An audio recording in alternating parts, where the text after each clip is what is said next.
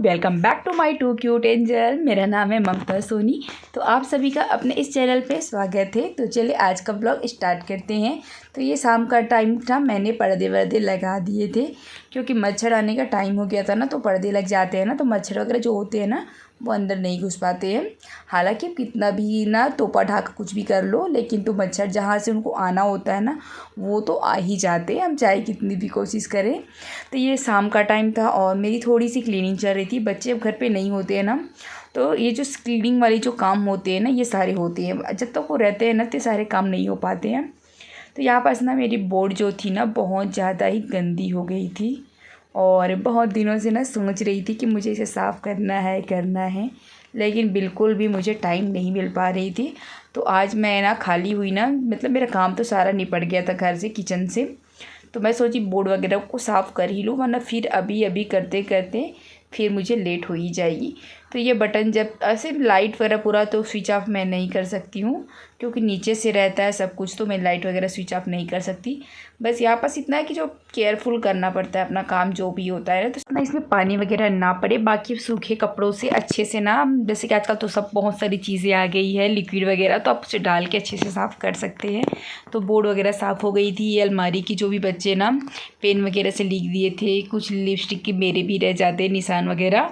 और ये white colour है ना अलमारी का, ये साइड वो भी बहुत ज़्यादा ही गंदी हो गई थी। मतलब बहुत दिनों के बाद ये जो क्लीनिंग हो रही है ना, बहुत महीनों के बाद भी ये क्लीनिंग का टाइम आया है मेरा। और घर की ये जो छोटे मोटे काम होते हैं ना ये बहुत ही इम्पॉर्टेंट होते हैं क्योंकि हर जगह की साफ़ सफाई तो हम लोग करते रहते हैं, पर ये जो काम होता है ना ये बहुत ही मुश्किल से हो पाता है। जब हमें आराम से टाइम मिलता है ना तब ये सारे काम होते हैं। तो मुझे भी टाइम मिल गया था तो मैं आराम से कर रही थी और थोड़ा थोड़ा करते करते ना घर के जो काम होते हैं ना वो निपटते जाते ही जाते हैं। तो आज का जो पूरा ब्लॉग है ना वो सिर्फ मेरी क्लीनिंग है। तो यहाँ बस छोटी सी छोटी चीज़ों को आज मैंने साफ की। कुछ चीज़ों को मैं सूट कर पाई थी, कुछ चीज़ों को सूट नहीं कर पाई थी।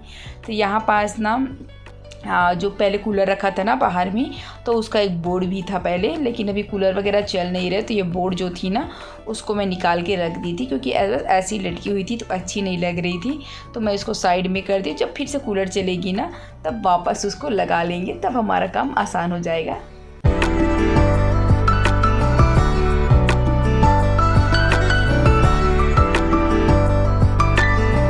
यहाँ पर बस कपड़े फोल्ड करने बाकी रह गए थे।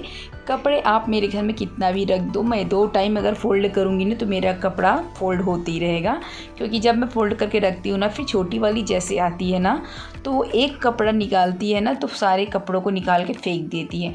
बड़ी वाली तब थोड़ा थोड़ा मतलब सीख भी गई है तो कर भी लेती है एडजस्ट, लेकिन छोटी वाली की पहुँच में है ना अभी मेरी छोटी सी अलमारी जो रखी हुई साइड में, तो वो बहुत ज़्यादा ही बिखेर देती है। तो उसकी वजह से थोड़ा सा मुझे प्रॉब्लम होता है मुझे। तो यहाँ पर फटाफट से सबको फोल्ड कर लेते हैं।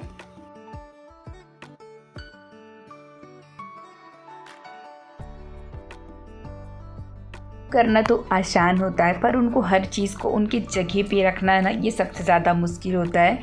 चाहे आप कूलर को देखिएगा तो उसके ऊपर भी कुछ रख जाती है, ये डेस्क है मेरी उसके ऊपर भी कुछ ना कुछ सामान रखी जाती। हम सोचते हैं ना कि इसमें नहीं रखेंगे, अब साफ़ कर लिए है ना तो कल से इसमें कुछ नहीं रखूँगी, पर सिर्फ वो जो क्या बोलते हैं एक्साइटमेंट होती है ना वो सिर्फ 2 दिन की होती। वापस से कुछ काम करते रहते हैं ना तो लो यहीं पर मैं रख देती हूँ, फिर से दूसरा दिन मैं कर लूँगी, ऐसे तो होता ही रहता है। तो यहाँ पर जो बच्चों के कपड़े फोल्ड किए थे ना वो सबको मैं संभाल के रख रही थी, लेकिन ये सिर्फ कुछ टाइम के लिए था। वापस तो मुझे वैसे ही करना था, घर तो फैला ही रहता है जब कितनी भी सफाई कर लो।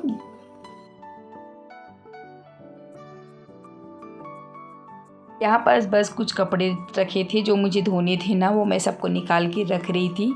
और जो यहाँ पास कुछ सामान ऐसी चीज़ें होती है ना जो यहाँ पास लटकी रहती है, तो यहाँ पास टाई वगैरह जो भी बेटू का था मुझे ढूंढना ना पड़े तो उसको भी ना साइड में रख ही देती हूँ क्योंकि कल के लिए मुझे ढूंढनी बिल्कुल भी अच्छी नहीं लगती। मॉर्निंग का जो टाइम होता है ना वो बहुत ज़्यादा ही परेशानी वाली होती है क्योंकि बच्चों को तैयार करना, लंच बनाना, अपना घर का नहाना धोना, पूजा पाठ, बहुत सी ऐसी चीज़ें होती है ना जो मॉर्निंग का टाइम हमें करनी पड़ती है ना। तो चलिए यहाँ पास गर्मी तो अभी भी बहुत ज़्यादा, उमस वाली जो गर्मी है ना वो बहुत ज़्यादा ही तंग करती है। अपनी रूटीन ना रोज़ बनाती हूँ और रोज़ बिगाड़ भी देती हूँ। मतलब जब नींद पूरी नहीं होती है ना तो रूटीन जो बनी रहती है ना कितने टाइम पे ये करना है वो करना है, वो बिल्कुल भी ख़राब हो जाती है।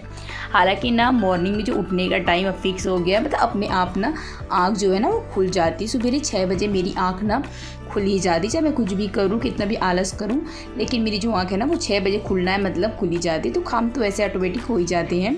तो यहाँ पास मेरी बेटू के ना ये छोटे मोटे जो टॉय पड़े हुए थे उसको मैं सेट करती। मुझे ये जो खिलौना है ये मुझे बहुत अच्छी लगती है भाई, वो नहीं खेलती, मैं ही कभी कभी इसको खेलने लगती हूँ, मुझे बहुत अच्छी लगती है। और रिंग वाली है ना तो बहुत अच्छी, सिखाने के लिए भी अच्छी है, बेटू को सिखाती भी रहती है। ये कलर है, ऐसा है, वो है, लेकिन इसमें से 5 ही कलर है। तो कभी कभी अच्छा लगता है, कुछ चीज़ें नई नई चीज़ें देखते हैं ना तो अच्छी लगती। बेटू के जब उसके मुंडन के लिए गए थे ना तभी उसके लिए लिए थे। कुछ चीज़ें ना यादगार रह जाती है ना।